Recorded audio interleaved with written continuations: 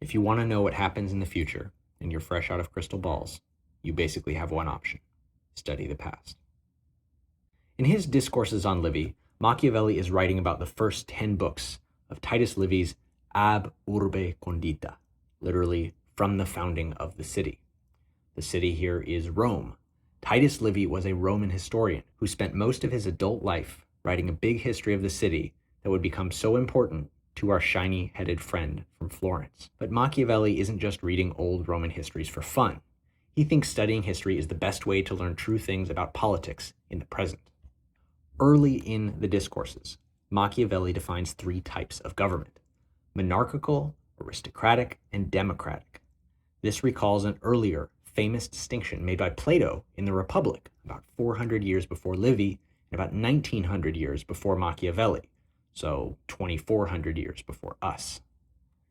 In the Republic, Plato lays out a famous taxonomy of different sorts of governments. For each division, he says there's a good form and a corrupted form. Most of the forms of government will tend to devolve into their corrupted form. So he says that monarchy, aristocracy, and democracy are the 3 good forms of government. Monarchy, however, tends to devolve into tyranny. Aristocracy tends to devolve into oligarchy. And democracy tends to devolve into anarchy. So it's important to know that Machiavelli is drawing from these original Platonic distinctions in the Republic when he divides the types of government into 3. Now, in modern scholarship, we have a generally more nuanced and pluralistic view of the different types of government you can have. You can actually have a lot more than just monarchies, aristocracies, and democracies. And also, aristocracies will invariably have democratic elements, and democracies will invariably have monarchical or aristocratic elements. And there are sort of different varieties of each one. We have plural democracies. We have mixed capitalist aristocracies, and so on and so forth. Machiavelli asks an interesting question in the Discourses. He says, who are the better guardians of liberty, the nobility or the people? That is, if you want to preserve liberty and a system of government within a city-state, should you trust the aristocracy with this, or should you trust the people with this? Another darker way of putting this is, who is more likely to corrupt liberty in the city-state? Who is more likely to usher in an autocracy? Machiavelli says you should generally trust the people. He relies on these ancient historical examples that he frequently relies on, in this case, the example of Rome against the examples of Sparta and Venice. Sparta and Rome are both examples from antiquity, which, remember, for Machiavelli, antiquity is almost as old for Machiavelli as it is for us. For Machiavelli, it's 1600 years ago. For us, it's, about 2,000 years ago. So this stuff is a long way off for Machiavelli in the way it is for us. He's much closer to our time than he is to ancient Rome, even though he's writing extensively about ancient Rome. So here he uses the examples of Rome and Sparta, both of which are ancient examples, against what for him is a fairly modern example, the example of the city-state of Venice. In chapter 16, Machiavelli makes an interesting point that people who have grown accustomed to life under a ruler will find it difficult to rule themselves. They might just slip back into the non-democratic rule from which they thought themselves free. One particular danger is that states that often throw out a tyrant make a lot of enemies very suddenly. As Machiavelli argues on pages 39 to 40, quote, "A state in becoming free makes for itself bitter enemies, but not warm friends. All become its bitter enemies who, drawing their support from the wealth of the tyrant, flourished under his government. For these men, when the causes which made them powerful are withdrawn, can no longer live contented, but are one and all impelled to attempt the restoration of the tyranny in hopes of regaining their former importance." End quote. A free and fair state, by contrast, doesn't give out its positions and power through mere venality or proximity to the ruler. It gives out its positions of power and influence on the basis of fixed rules and considerations of merit and who the people like. And these are of little interest and advantage to corrupt insiders, at least compared to an autocracy. This is another passage where Machiavelli once again predicted the future.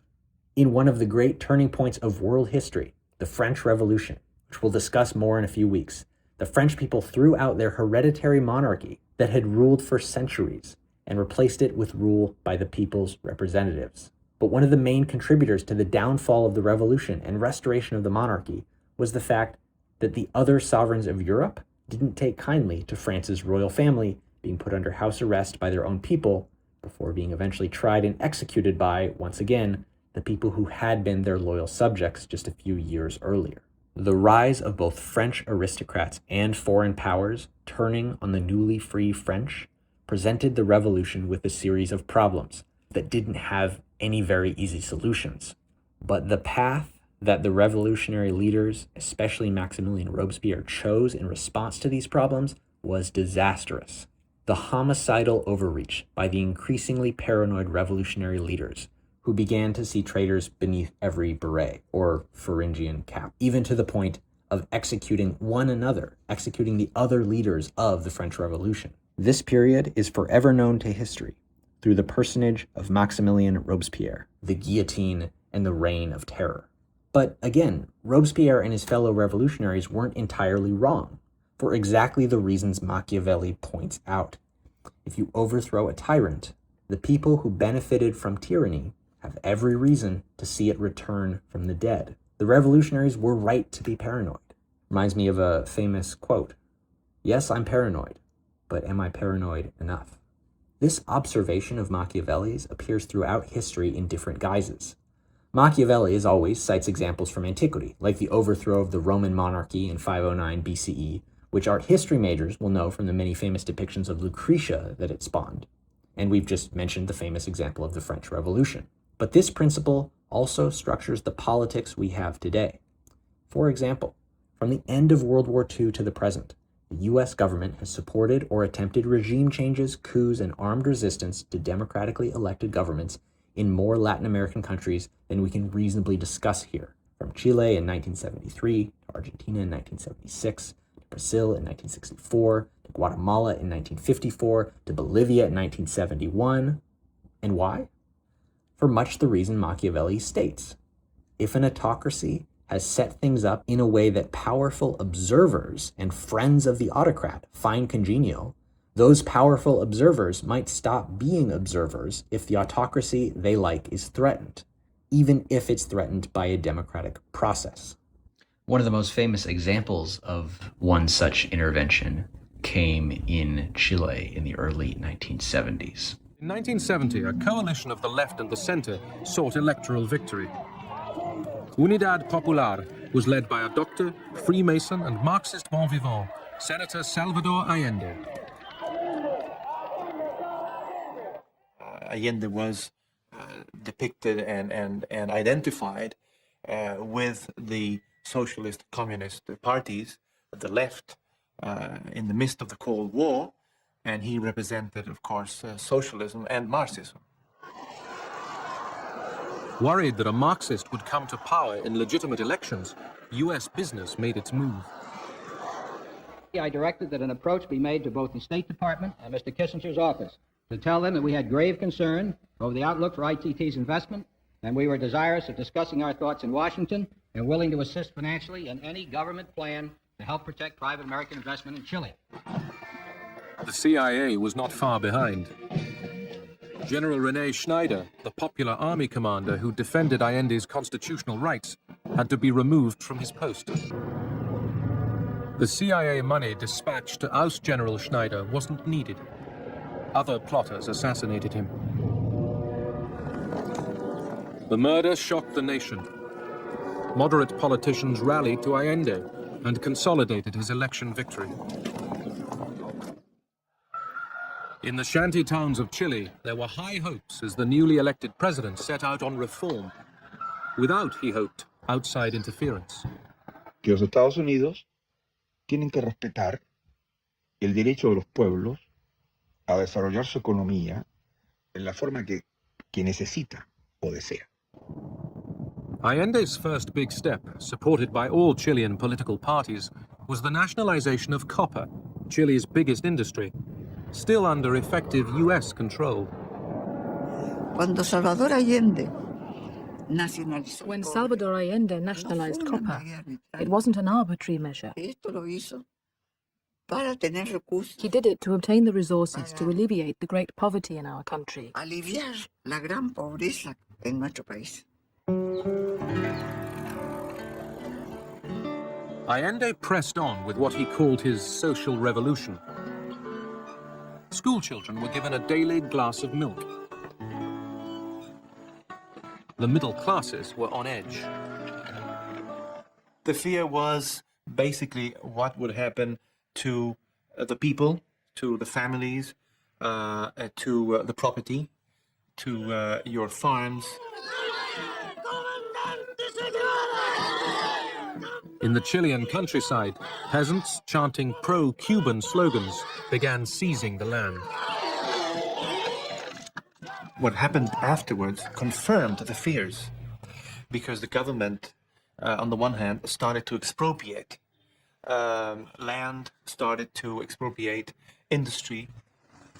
Chile's economy was increasingly put under state control.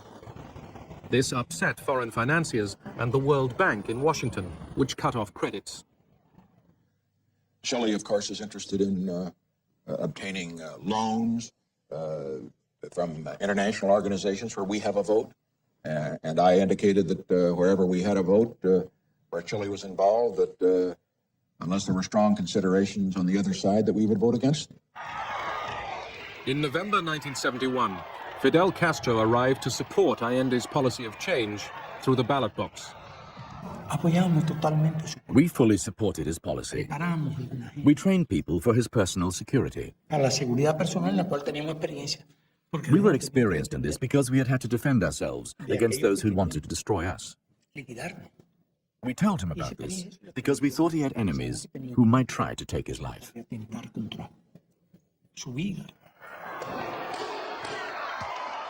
The dangers didn't just come from the right. Castro's Cuban policy of armed revolution found favor with Chile's extreme left, who were hostile to Allende's methods.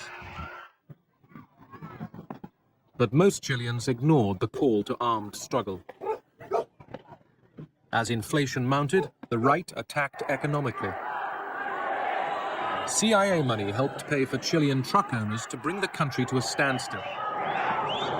At the UN, Allende accused ITT of trying to provoke a civil war. Se proponía el estrangulamiento económico, el sabotaje diplomático, el desorden social, crear el pánico en la población, para que al ser sobrepasado el gobierno, las Fuerzas Armadas fueran impulsadas a quebrar el régimen democrático e imponer una dictadura. Moscow was the next stop. There, Allende sought the money he needed to stave off bankruptcy. But the Russians, already spending a fortune to support Cuba, were unimpressed. We had come to a conclusion. This regime would soon be toppled because they were trying through very democratic means, without the use of arms, to break the resistance of stronger opposition forces. Santiago, Chile's capital, June 1973. With the government's popularity actually increasing, some frustrated right-wing military officers took to the streets in an attempted coup.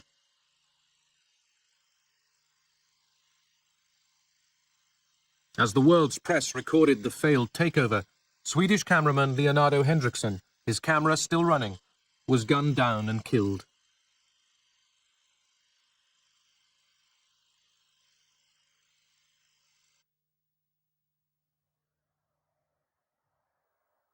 Allende responded by placing greater reliance on the military.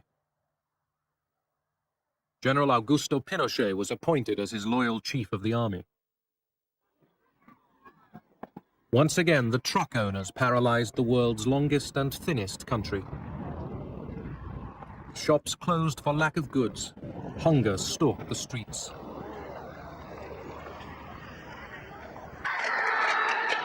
Middle-class housewives came out to bang their pots and pans in protest.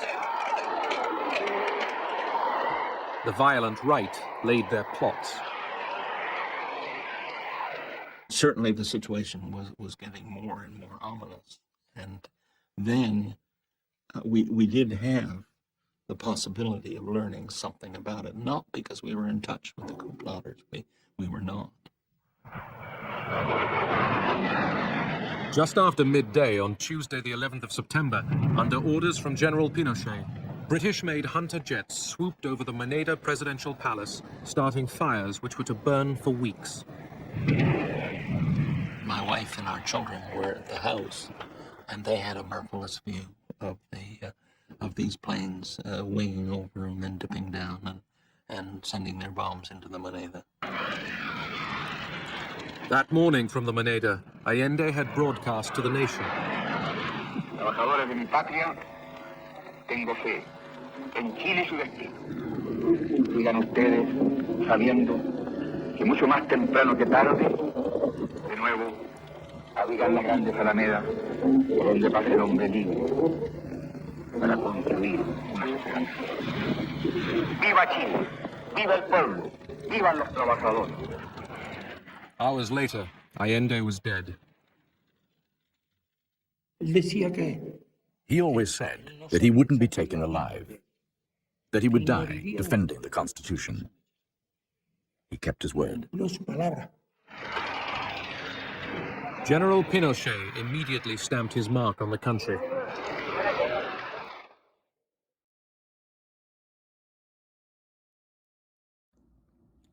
The story of Chile in 1973 and Machiavelli's advice is connected to a wider lesson for those of us who live in republics and democracies today. Democracy is not invincible. It can be lost. This can happen in a whole variety of ways. Failing to protect the institutions of republicanism, of democracy, free and fair elections, a healthy public discourse, robust access to voting for citizens, the whole fully loaded democratic double bacon Whopper with an impossible patty between two sesame seed buns. This foreshadows a timely and timeless point for modern politics. Democracy is really hard. There's no guarantee of maintaining it. It's the kind of thing you can spend a century building and have it shatter in a few bad years, or even weeks. All in all, the discourses give us a much more nuanced look at Machiavelli than does the caricature of him we find in popular culture, or even what we get from a naive reading of The Prince. And a nuanced reading of Machiavelli, in turn, gives us a much more sophisticated and durable tool for reading our history and our coming present, from Caesar to Allende to Vladimir Putin.